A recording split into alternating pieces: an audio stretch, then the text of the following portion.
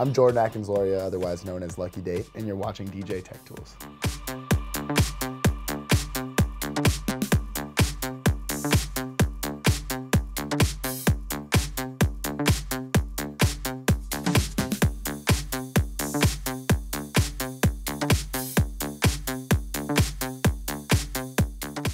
I was a hip hop producer out here, and I was selling beats to like local rappers in high school. When I was 15 or 16, I went to my first rave because there was a big underground rave scene here in the Bay Area, and I fell in love with it.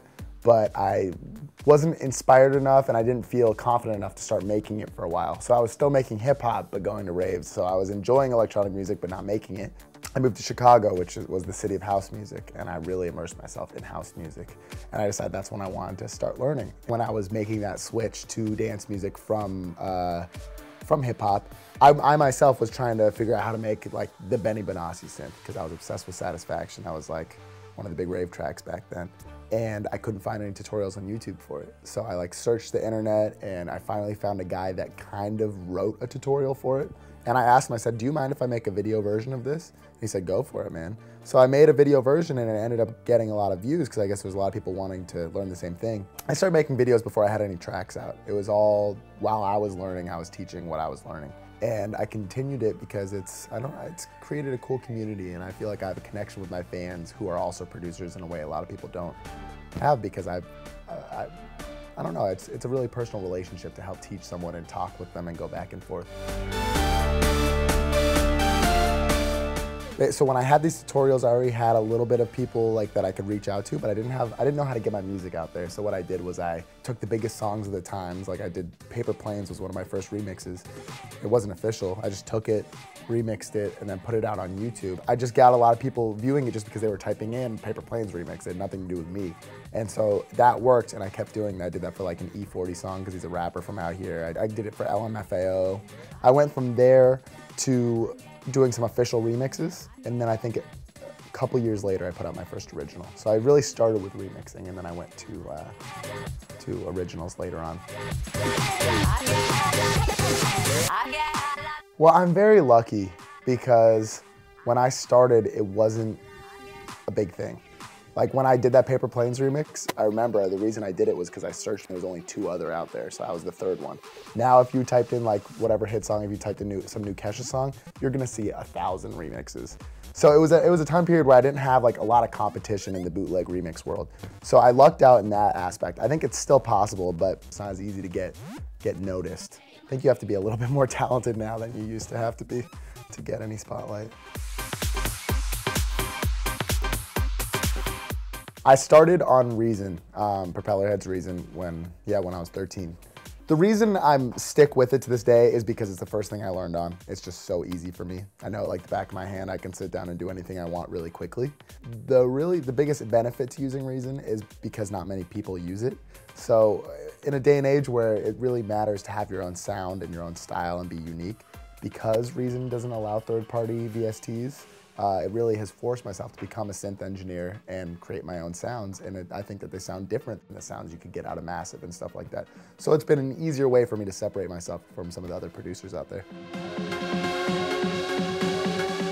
It would totally be to take this seriously like it's a job, because I mean, it wasn't a job at first, and so I didn't treat it like a job, and I would produce when I wanted to. So it would be like once a week, once a month.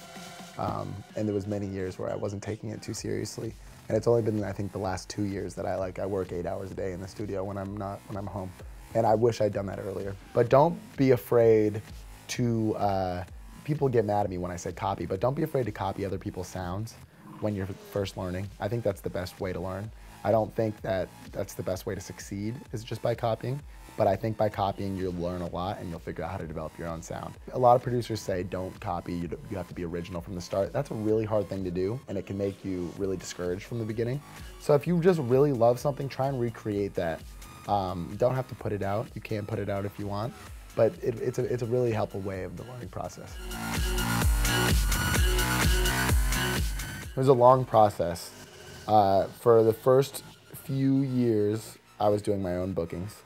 In the first year or 2 of me DJing, I probably made like negative $800 because no one paid me, and when they said they would, and I would was paying for my travel expenses.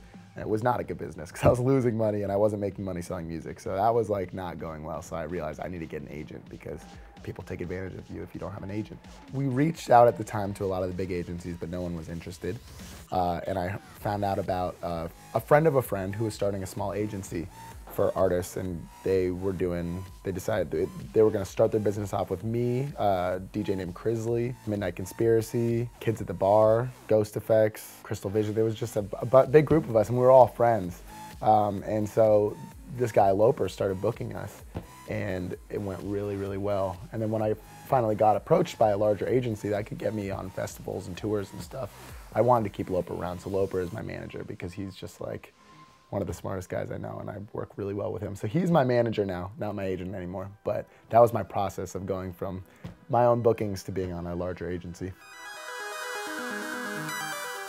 I always get nervous 5 minutes before I play. And it generally comes down to just feeling like my style of music might not fit wherever I'm playing. Like if I'm playing a club, I'll think my music's too hard, or if I'm playing a rave, I'll think my music's too soft. I always just have this like confidence, no confidence for 1 second, and then I go on stage and I'm usually comes right back up. I don't make one style of music and that hurts me in some ways and helps me in some ways. I make a lot of music that's like really, really hard and ravey, and some that's really, really proggy and clubby. So I get booked in tons of different kinds of venues. Like I can't play the same sets at a rave, a dubsteppy rave, as I can at like a bottle service Miami club. It's just not gonna work. I don't play mostly my music. I play 1 song for every 3 songs of other people's music. So about 1/3 of my set is my music.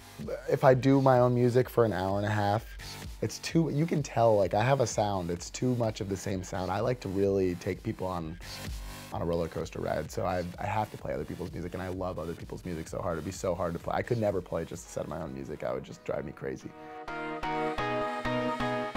Right now, I'm working on a couple of collabs. Both of those are almost done and should be coming out this summer. And then I have, right now, 3 originals almost done on my own. But this is the first time in my career where I have like no remixes. I haven't been taking any remixes right now. And it's been hard for me because I've relied on just like getting stuff from people and getting ideas from it. So I'm like really having to focus on just taking inspiration from other things to write these originals.